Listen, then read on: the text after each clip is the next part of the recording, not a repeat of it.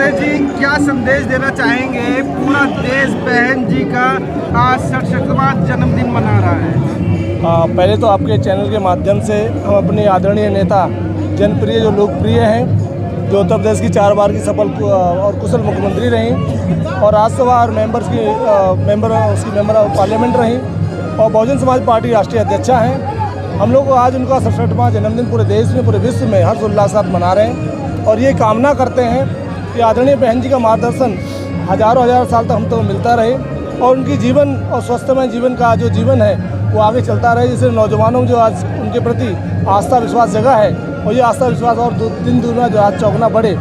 आदरणीय बहन जी ने आज फिर कहा कि उनका जीवन इस पूरे देश के खासकर दबे कुचले समाज, वंचित समाज, दलितों, पिछड़ों, आदिवासियों और जो गरीब समाज, सर्व समाजी लोग हैं उनके लिए संघर्ष रहे, समर्पित है। तो मुझे लगता है ऐसी महान नेता आपको दुनिया में किसी भी कोने में नहीं दिखाई देगी।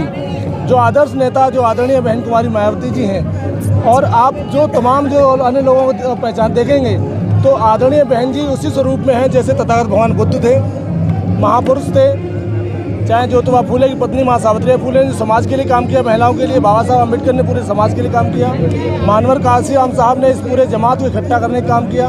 आज वही काम आदरणीय बहन जी पूरे देश में कर रही हैं और आप देखोगे अगर कोई देश में अगर नेता कोई है और वर्तमान सरकार या पीछे कांग्रेस सरकार किसी डरती थी तो बहुजन समाज पार्टी और आदरणीय बहन कुमारी मायावती जी डरती है। तो ऐसी शेरनी, ऐसी नेता जो हम सभी का मार्गदर्शन कर रही है तो हमें उनकी जो बातें हैं वो जनता तक पहुंचाने का काम करना है और जो बहन जी का हमको हताश नहीं होना है, निराश नहीं होना है और जो तमाम जो मनवादी चालें हैं उनको समझते हुए अपने लोगों को जगाना है और हमारे लोगों को समझना पड़ेगा ये सत्ता, शासन सत्ता की जो चीज़ें हैं वो उतनी आसानी से लोग अपने हाथ में नहीं आने देंगे।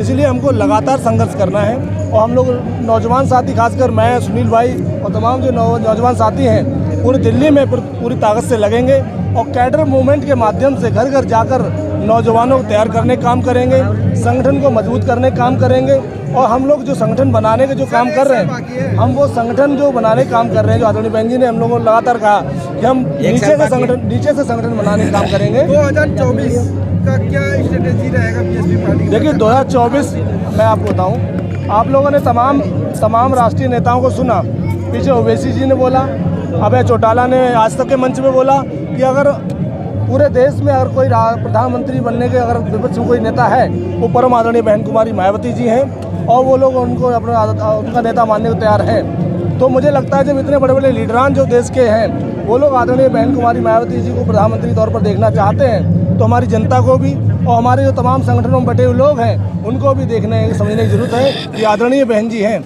जो आप सभी का नेतृत्व कर सकती हैं। और 2024 में जिस तरह से जो व्यवस्था बनाई जा रही है, आदरणीय बहन जी ने तो आज भी बड़ा सूक्ष्मता से, राजनीतिक दूरदर्शिता से देखते हुए और बहन जी ने अपनी बात कही कि हम लोग अकेले दम पर अपना चुनाव लड़ने की प्रक्रिया में हैं। हम पहले भी जीते अकेले और आगे भी जीतेंगे और अब हमारे लोग बात ऐलान करना चाहें तो क्या बहन जी उसको ठुकरा सकती है? ये आदरणीय बहन जी का जो आदेश है, जो बहन जी का जो उनका अधिकार क्षेत्र है वो उन पर है। हमारा काम है संगठन को मजबूत करना, हमारा काम है अपने जितने नौजवान साथी वो बुजुर्ग साथी हैं उनके सानिध्य को प्राप्त करते हुए सेक्टर बूथ कमेटी तक जाकर अपने संगठन मूवमेंट को मजबूत करने का पहली प्राथमिकता हमारी ये है। जो राष्ट्रीय लेवल की आदरणीय बहन जी जो काम है वो बहन जी के ऊपर हम लोग जानते हैं, वो जो उनका जैसे दिशा निर्देश आएगा, जैसे वो हमको कहेंगी हम उस पर चलेंगे। जी, आज यहाँ काफ़ी भीड़ इकट्ठी हुई है। हालांकि अभी हमारी बीएसपी कई जगह कई बार कई षड्यंत्रों से हारी है, बावजूद उसके ये भीड़ किस बात का परिचय दे रही है? देखिए आदरणीय बहन जी ने हम लोगों को आदेश दिया, जैसा कि लोकसभा चुनाव अभी 2024 की बहन जी ने जो आप लोगों को बता रहे हैं उसके मद्देनजर बहन जी ने दिल्ली को 7 जोनों में बांट दिया। दिल्ली में 7 लोकसभा सीटें हैं तो बहन जी ने 7 जोनों में बांटकर नौजवान साथियों को लोकसभा का इंचार्ज बनाकर भेजा इधर। और बहन जी ने कहा कि जो मेरा जन्मदिवस आप लोग जन कल्याणकारी दिवस के रूप में मनाते हो वो अब आप 7 लोकसभा में मनाओगे और जो हमारे लोकसभा इंचार्ज बनाए हैं मुख्य वही लोग उस पूरे कार्यक्रम के कारवां के मुख्य अतिथि होंगे और इस कारवां को जो सफल बनाने का काम है वो मुझे लगता है सुनील भाई और उनके दोनों जिले की टीम, विधानसभा की टीम और जो सम्मानित बुजुर्ग साथी हैं उन सभी के सहयोग से पूरा कार्यक्रम सफल हुआ है। देखो ये क्या ईवीएम को जिम्मेदार मानते हैं? देखिए आदरणीय बहन जी ने आज नहीं पहले भी कहा और 2017 में कहा था कि भाई हमारे लोगों जो भोले वाले सीधे साधे लोग हैं टेक्नोलॉजी से दूर हैं, और टेक्नोलॉजी दूर होने की वजह से जिस तरह प्रणालियाँ चेंज की जा रही हैं, और ख़ासकर कांग्रेस ने इस पूरे ईवीएम सिस्टम को लेके आकर पूरे देश के लोकतंत्र को हरने का काम किया। उसके बाद इस पूंजीपति अभी जो पार्टी है बीजेपी, इसने आकर इस पूरे ईवीएम सिस्टम को और ताकत से हैक कर लिया, जिससे ये सत्ता इन मनवादी विचारधारा के लोगों के आसपास रहे। और आदरणीय बहन जी ने कहा अगर ये ईवीएम बंद हो जाए और बैलेट पेपर से अगर चुनाव करा दिए जाए तो निसंदेह आप देखेंगे जब भी बैलेट पेपर से चुनाव हुआ है कहीं पे भी, चाहे बाई इलेक्शन हो चाहे छोटे मोटे इलेक्शन जो होते हैं, उससे बहुजन समाज पार्टी की ताकत बड़े स्तर पर दिखाई देती है। दूसरा, आदरणीय बहन जी ने यह भी देखा हमारे लोग बड़ी जल्दी गुमराह हो जाते हैं और बहक जाते हैं, तो हमें मीडिया, खासकर जो चालबाज मीडिया है, चाहे मैन मीडिया है चाहे हमारा मीडिया है, वो भी नहीं समझ पा रहा है कि वो अपनी नेता की बात नहीं कर रहा, वो सवाल कर रहा है। वो ये नहीं बता पा रहा कि बहन जी की सीरीज चलाए, बहन जी ने जो काम किए कि गरीब कमजोर तबके के जो लोन बटे थे बहन जी ने उनको माफ़ किया था।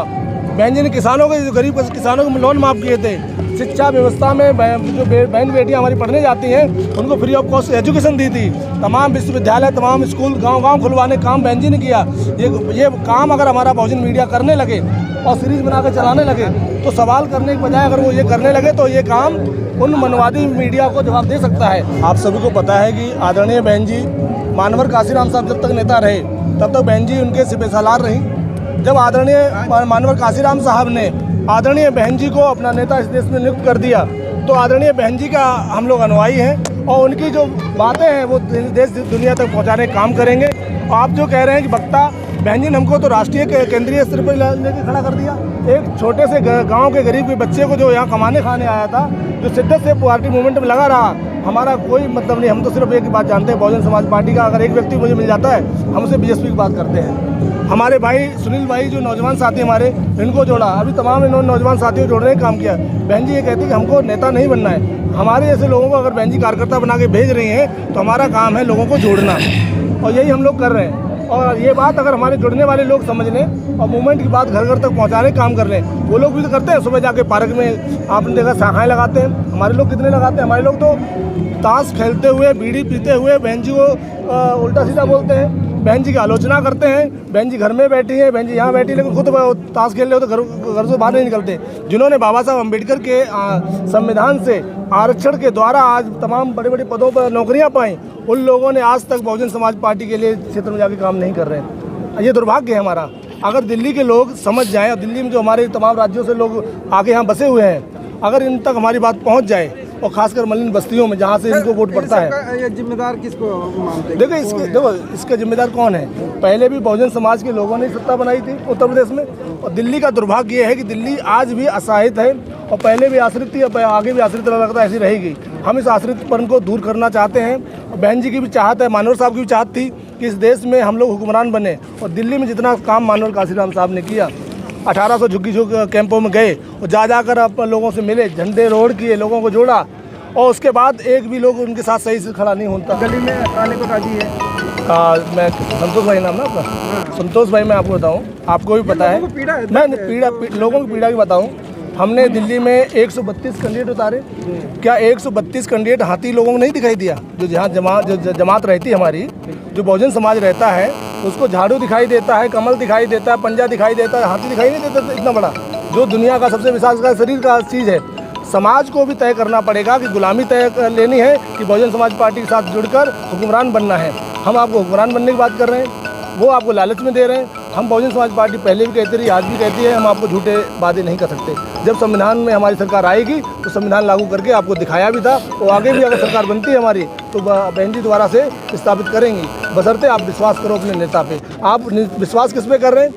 उन लोगों पे जो लोग आपको आए दिन आपके पीढ़ियों को गुलाम बनाने की षड्यंत्र कर रहे हैं, जो आपके अधिकार छीन रहे हैं, जो तमाम तरह के एनजीओ, तमाम तरह की जो संस्थाएं थी उनको उन्होंने पैरालाइज कर दिया, प्राइवेटाइजेशन में डाल दिया, और तमाम आज भी षड्यंत्र कर, पर हमारे लोग नहीं जाग रहे हैं। हम तो ये कहते हैं सत्ता बना लो, और बहन जी जो संविधान की जो हमारी व्यवस्था है, हिस्सेदारी है, उसको स्थापित करने का काम करेंगे। ये बताइए कि आपको लोकसभा का पूरा जिम्मेदारी मिला है, किस प्रकार से आप अपने कार्य को निर्वहन करेंगे? देखिए, पहले मैं जिला प्रभारी था, अब मेरे को बहन जी ने लोकसभा प्रभारी बनाया। तो हाँ, आप पहले भी मेरे प्रोग्राम में आए थे, तो मेरा जो काम करने का तरीका है वो जो मानवर काशीराम साहब को पढ़ता हूँ तो मैं वैसे ही मैं काम करता हूँ। तो मैंने पिछली बार भी सबसे ज़्यादा लगभग 250 से 300 मीटिंग मैंने इस ज़िले के अंदर किया, इस विधानसभा के अंदर ही करी थी।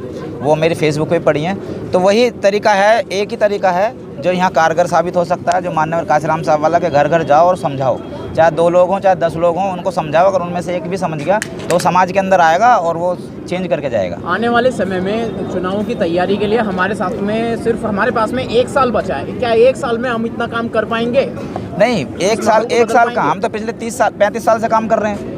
ये 1 साल का काम नहीं होता। बहुजन समाज पार्टी 1984 में बनी है, 84 से आज 38-39 साल बहुजन समाज पार्टी को बने हो गए। हम तब से काम कर रहे हैं और उससे पहले तो देखे तो हम 100 साल से काम कर रहे हैं, क्योंकि 3000 साल की गुलामी हमने उतार फेंकी है। और जब हमें अधिकार अब मिले हैं तो हम काम कर रहे हैं लगातार। लेकिन प्रेजेंट टाइम की बात हो रही है। प्रेजेंट टाइम की नहीं, आप पिछला टाइम देखें। आप जो बहुजन समाज पार्टी की 4 बार मुख्यमंत्री बनी है तो उसको भी तो इंक्लूड करो। आज अगर कांग्रेस की बात करें तो 70 साल उन्होंने राज का राज, वो बताओ कहाँ स्टैंड करते हैं। ठीक है तो, लेकिन आने वाले समय में हम सिर्फ 1 साल में पूरा रिकवर कर पाएंगे? नहीं, मैंने क्या कहा, हम काम कंटिन्यू कर रहे हैं। चुनाव के लिए तो 1 साल बचा है, हम काम अपना कंटिन्यू कर रहे हैं। जो विधानसभा में जो निगम पार्षद के चुनाव हुए, विधानसभा के हुए या अब होने वाले हैं, तो उनमें भी तो हम कंटिन्यू काम करते हैं। वोट तो वही लोग देते हैं जिनको हम घर घर जाकर समझाते हैं। तो उन लोगों को जो हमारा जो तरीका है काम करने का बहुजन समाज पार्टी का, तो वो हमारा जो डोर टू डोर जाने का वो अभी भी चल रहा है, पहले भी चल रहा था। और जो हमें जो जिम्मेदारी दी गई है हम उसको जो अपनी जो जिम्मेदारी से उसको निभा रहे हैं। बहुत बहुत शुक्रिया, बहुत बहुत साधुवाद। उम्मीद करते हैं कि बहुजन समाज पार्टी आने वाले समय में अपनी जगह